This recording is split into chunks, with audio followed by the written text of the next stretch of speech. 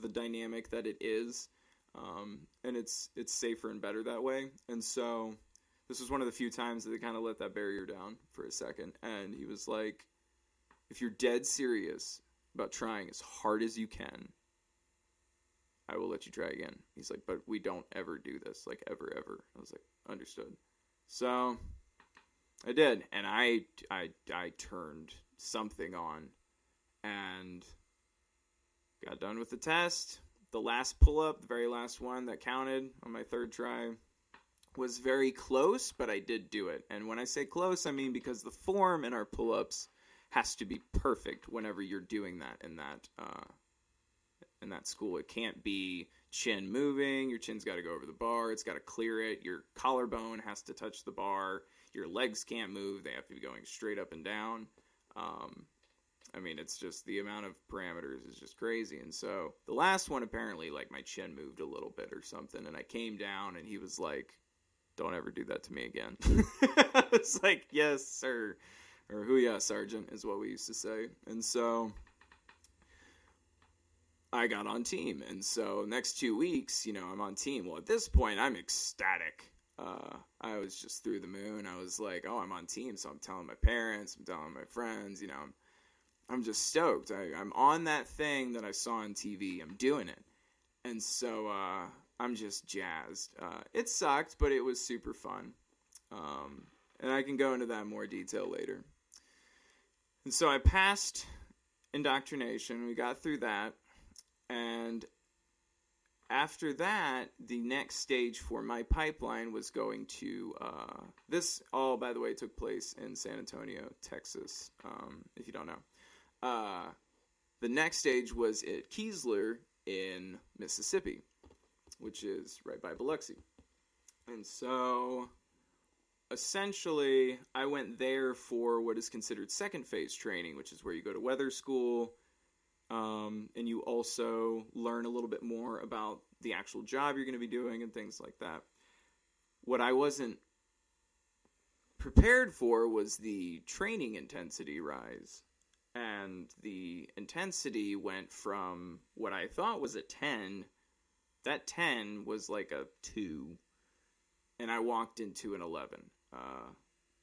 It's the most intense thing I ever experienced up to that point in my entire life, and it floored me. I had never felt so dysregulated and just terrified. I was like, oh my god, like these people are terrifying. The expectation level was through the roof, rightfully so, where it belongs. And I hung out for, I don't even think like a week. I think I made it a week, and I just remember sitting up in my bunk one night and being like, why am I doing this? Why am I here right now? Like, you made it to the thing. You did what you said you wanted to do.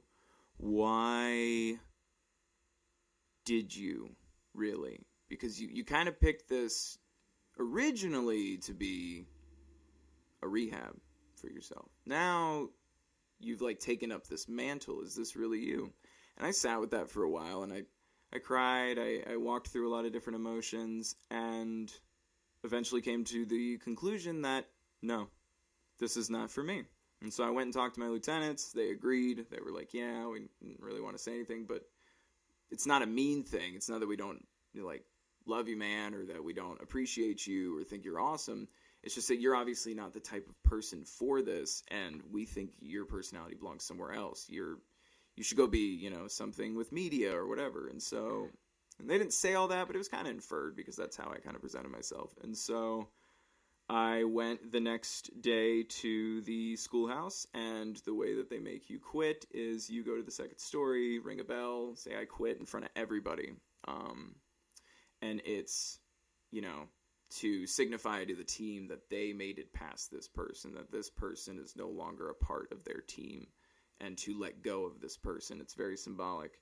And, cleaned out my locker and went over to the commander and informed him that I had quit the program.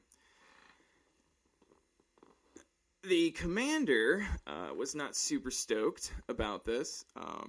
So I was called into the commander's office, the first shirt, which is the enlisted kind of connection to the enlisted folk, but also friend and co-worker of the commander.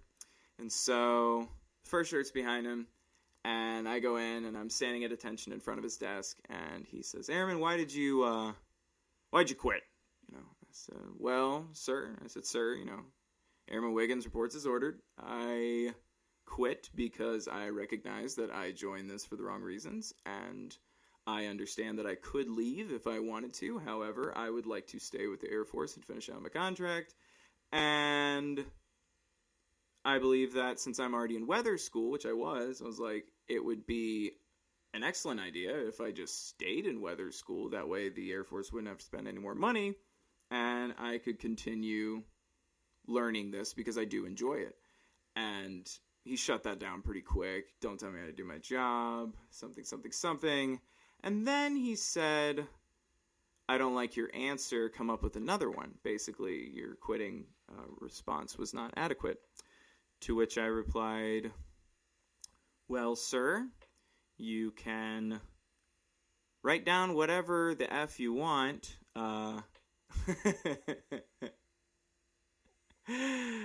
But that's my answer, and I'm not going to make something up for you to write down."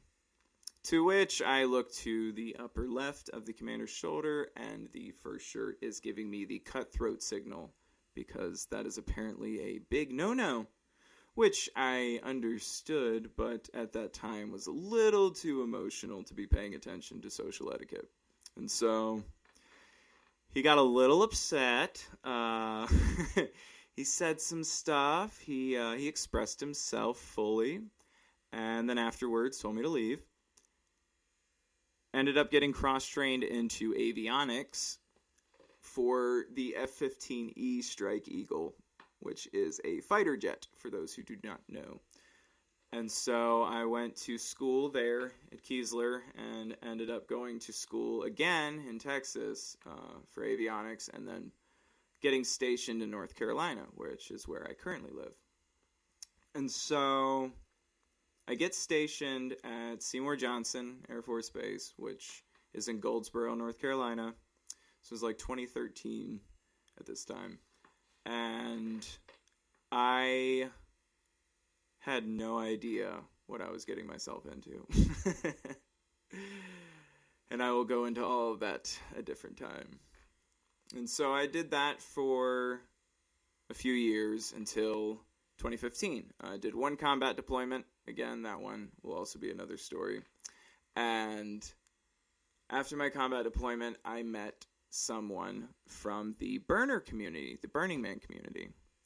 And that person was Alicia Stakem. She and I had a relationship for quite some time. Don't remember exactly how long. I was so dysregulated at this point. I was a pretty heavy alcoholic because the military doesn't let you use anything, so alcohol is the only thing you can have. So, yay! So, I was drinking way too much. And her and I had this kind of interesting dynamic that we cultivated during the time that we had a relationship. And when I came back from my deployment, she said, "Hey, I really want to talk to you about something." So I came over to her house. I think it was up in Raleigh. And she sat me down for like lunch or something and was like, "Hey, I want to tell you about this group of friends I met." And she tells me about this group called, Burners, or the Burning Man community, or however you want to associate it. And she's telling me. And at this time, you got to remember, I was born in the Deep South, military. Yeah, I had done some psychedelics before, but I had never really done any soul work. So, yeah, I was, a baby. And so my emotional response to this was very curt, because up until that point, I hadn't experienced anything that resembled a working, unconditionally loving community. I had only seen really conditional love up until that point in my communities. And so when she said, these people are friendly, and they communicate, and they love each other, all these different things, I just remember looking at her and going, "Sounds like a bunch of dirty fucking hippies." Just real in her face about it. And she looked at me and smiled. She goes, they are a bunch of dirty fucking hippies. And I thought that was the best response. I was like, oh, okay. Well, at least you're honest. Like, you're aware. And she's like, yeah, no, but they're great. And she encouraged me to... Sorry about that. Computer fell asleep. She encouraged me to meet them, and that there was this event, a tubing event, where they go down the river and they tube or whatever, and let's go do that together and introduce you. Well, also at this time, I'm military, and I'm real particular about what time I arrive places, like being on time. And so what I ended up doing was... we were supposed to go and be there at a particular time, and I was stressing, as was like my base state, and she wanted to go to this local place, which is super amazing, called Dame's Chicken and Waffles. They have the best chicken and waffles I've ever had, ever. And if you're like, oh, I live in Wyoming and we have amazing waffles, I don't care. They're not as good. So I'm sure yours are great. I'm sure they taste wonderful. These are perfect. They don't get any better. Signed. So, I have spoken. So, she's like, I want to go there first. And I was like, interesting choice. Chicken and waffle joint before we go tubing. That's a lot to have on your stomach.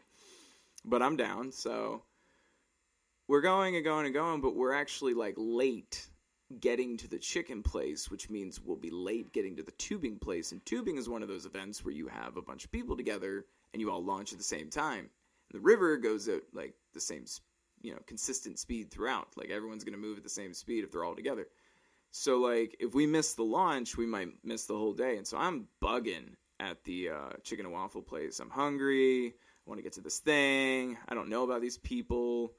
Never eaten here. And, like, I just tied up in a little ball. And the first bite of chicken and waffle I put in my mouth, I just remember going, I don't give a fuck if we go tubing today. It's like, this is some of the best food I've ever eaten.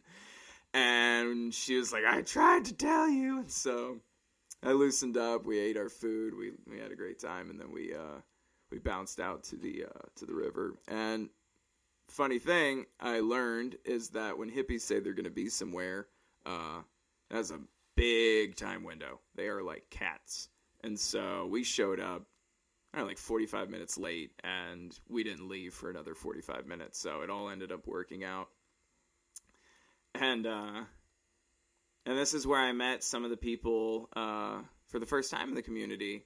I remember there was Eric Fuller. He had the mohawk at the time, and he was in a social conflict of some degree with Tree, another member of our group. And I remember looking at one and going, pretty. And I looked at the other one and went, loud. And that's how I started categorizing all these people. Because when you meet, a massive group of people for the first time, remembering names is a good luck. I mean, if you can do it, more power to you. Me, I start with what you remind me of, and then I can associate your name with that. And that usually works better for me. And so I was like, loud, pretty, loud, got it. And those two just went at it all day. But they didn't really pull away from the fun, because you tune it out after a while. Everyone else, I'm picking out. I'm like, oh, she kind of reminds me of, my Nana. She reminds me of this. And I realize about half an hour in that I don't have to be anyone that I'm not. I don't feel an obligatory sense to say something. I don't feel the need to create a version or a illusion or a story, or because in the South, and it's not a negative thing, but in the South it's very common socially for storytelling to just overtake all the time. Like, Southern stories are just a thing, and I love it. It's where I got my storytelling ability from. But that's not always the only way to interact, and sometimes just taking it in is the way to roll, So I remember